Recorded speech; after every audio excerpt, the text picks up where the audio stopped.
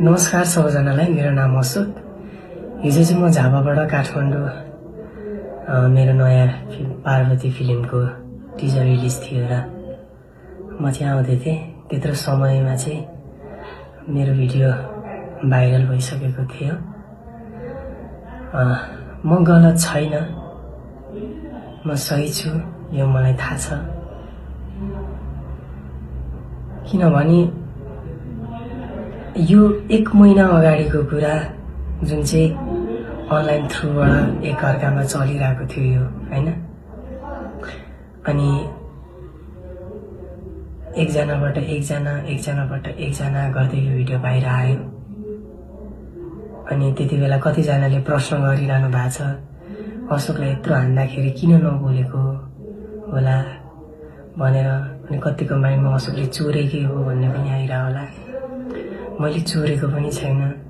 अनि अर्को कुरा, त्यो भिडियो त तपाईहरुले आधी मात्र देख्नु भएको छ, त्यहाँ त आधी मात्र खिचेको देख्नु भएको छ। तर फुल कुरा के भएको छ, फुल सिन के भयो त तपाईहरुलाई थाहा छैन। त्यति बेला चाहिँ अगाडि नै उनीहरूले भिडियो खिच्नुभन्दा अगाडि नै मलाई रोक्दिउँ भनेर चक्कुको जस्तै धम्की दिन खोजेको थियो। उनीहरूको हातमा हेलमेट थियो। उनीहरूले जेले पनि उनीहरूको ह्याबिटै त्यस्तै थियो अरे। हामीले बुझ्दाखेरि उनीहरूले त्यहाँबाट जेले पनि प्रहार गर्न सक्थ्यो मलाई। उनीहरूको चक्कु बुझ्नु न तपाईहरु, आफै रोक्दिउँ भनेपछि त्यसको मिनिङ के हो? उनीहरूसँग चक्कु पनि थियो हुन सक्थ्यो त्यहाँ। अनि हेलमेटले हान्थ्यो होला। त्यति बेला म केही बोल्न सकिनँ, हैन? किनभने एक्कासी त्यो आफ्नै धुनमा भइरहेको मान्छेलाई आएर पिटेपछि त मान्छे कन्फ्युज हुन्छ नि त। यतिर त म त बचेको छु, हैन? म भन्दा कति सिनियर हो। अनि त्यति सिनियरहरूले अब एक्कासी आएर पिट्दाखेरि के हो कुरो, हैन? बुझेको थिइनँ मैले पनि, हैन? कहानी अर्कै छ, मलाई फसाउन गइरहेका छन् मिलेर, हैन? कहानी अर्कै छ। खासमा पैसा हामीले चोरेको होइन। पैसा चोर्ने पनि उधारो नै हो, हान्ने पनि उधारो नै हो, भिडियो बनाउने पनि उधारो नै हो। जसको पैसा चोर हो नि, त्यहाँ जुन मलाई चोर लागेको छ, पैसाको चोर, त्यो पैसा खासमा हाम्रो गाउँकै छिमेकको दाइको पैसा चोरेको थियो त्यो दुईटा कुट्नेहरूले। अनि अझै उल्टै पैसा माग्न जाँदाखेरि हेलमेटले यस्तोमा टाउको फुटाएर त्यो दाइ घरमै बसिरहेको थियो। पछि मलाई पिटेपछि मैले सोध्न गएँ त्यो दाइलाई, दाइ कुरा के हो? खासमा मलाई यसरी पिटिरहेछन् मेरो भिडियो बनाएर, के गर्न खोजेको यिनीहरूले भनेर मैले सोद्धाखेरि, दाइ म पैसा माग्न जाँदाखेरि उनीहरूले मलाई पनि यसरी पिटेर यहाँ मेरो टाउकोमा घाउ भइरहेको छ भनेर मलाई भन्नुभयो। अनि त्यसपछि मैले त्यहाँबाट कुरा बुझेँ, हैन? अनि त्यसपछि पछि गएर जुन यतापट्टिको त्यो कुट्नेको नाम चाहिँ सुक्रे, अनि यता जुन आवाजमा ठुलो बोल्नेको नाम चाहिँ अङ्गित। अनि यो दुईटामा चाहिँ अङ्गितलाई चाहिँ हाम्रै बसपारको पुलिस सरहरूले पक्रिनु भयो। अर्जुन दाइहरूले मिलेर, सबिन दाइ, अर्जुन दाइहरूले मिलेर पक्रिनु भयो। अनि त्यति बेला पनि उसले एउटा त्यहाँ मिस्टेक बोल्यो क्या, त्यहाँ एउटा टपिक मिस्टेक बोल्यो। अशोक भाइसँग किन भेटेछु म भनेर भन्यो क्या त्यहाँ पुलिस सरहरूले पिट्दाखेरि।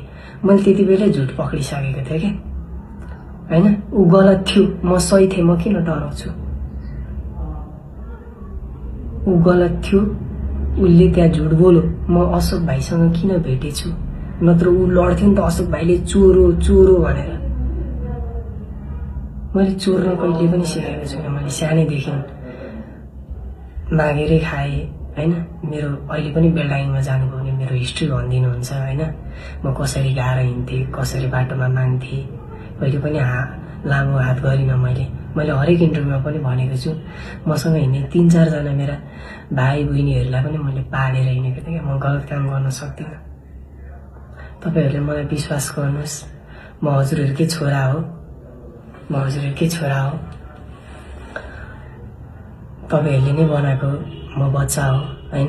तपाईहरुकै बच्चाहरु जस्तै हो म पनि। म गलत काम गरेको छुइनँ। मलाई साथ सपोर्ट दिनु होला। रियल स्टोरी चाहिँ यही नै हो, भएको यही नै थियो, हैन? अनि भोलिको दिनमा पनि मसँग प्रुफ छ।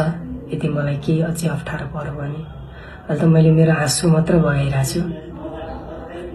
अब म जान्छु, मेरो लडाई हो हैन, मेरो मात्र हैन, सबै दर्शकको लडाई हो यो। हामीले जित्नै पर्छ यसलाई, किनभने म गलत थिएँ भने म डराउँथे होला, म मर्न खोज्थेँ होला, तर मैले गलत गरेको छैन, म डराउँदिनँ हैन। अनि साथै यो घटना त भइगयो हैन, अब यसको यो चल्दैछ, जानेछु। मलाई चाहिँ सबै पुलिसबाट न्याय चाहिएको छ। सबै पुलिस सरहरूले चाहिँ यसलाई चाहिँ राम्रो तरिकाले गाइड गरेर यसलाई ह्यान्डल गरिदिनु होला। अनि अर्को जानकारी चाहिँ आज म खासमा चाहिँ हाम्रो टिजर रिलिज थियो र नै म काठमाडौँ आएको थिएँ, तर यहाँ यस्तो अवस्थामा हामीलाई धेरै नै गाह्रो भयो टिजर रिलिज गर्नलाई।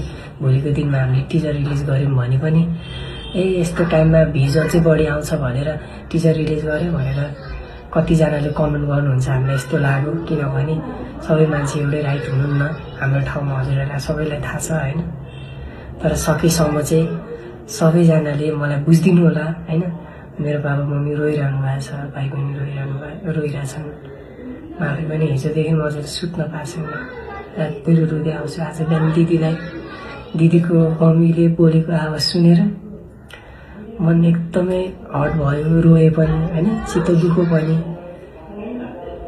अनि त्यहाँ मलाई किन नबोल्यो भनेर भन्नुभएको छ कतिजनाले हैन। खासियत त्यही हो, उनीहरूको हातमा हेलमेट थियो। अनि किन भनौँ न, हात लाएर मान्छे कोही पनि ठुलो हुँदैन, किनभने एक दिन न एक दिन त कर्मको फल भोगत्नु पर्छ। मलाई पिट्नेहरूले पनि त्यो कर्मको फल भोगत्छन् उनीहरूले पनि।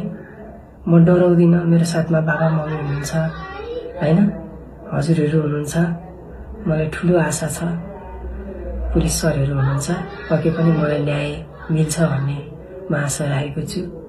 अनि हाम्रो टिजर भोलि रिलिज थियो पार्वतीको, हामीले त्यो पनि सारेका छौँ केही समयको लागि, किनभने यो सुरुको यो युद्ध, किनभने यो लड्नुपर्छ हामीलाई। सुरुमा म यसलाई सल्भ गर्छु, त्यसपछि आउँदै गरेको पार्वती फिल्म पनि भदौ 12 गतेदेखि रिलिज हुँदैछ। असोको काम हेर्न जानु होला, कति मेहनत गरेको छ, कति दुःख गरेको छ। थ्याङ्क यू सो मच सबैजनालाई।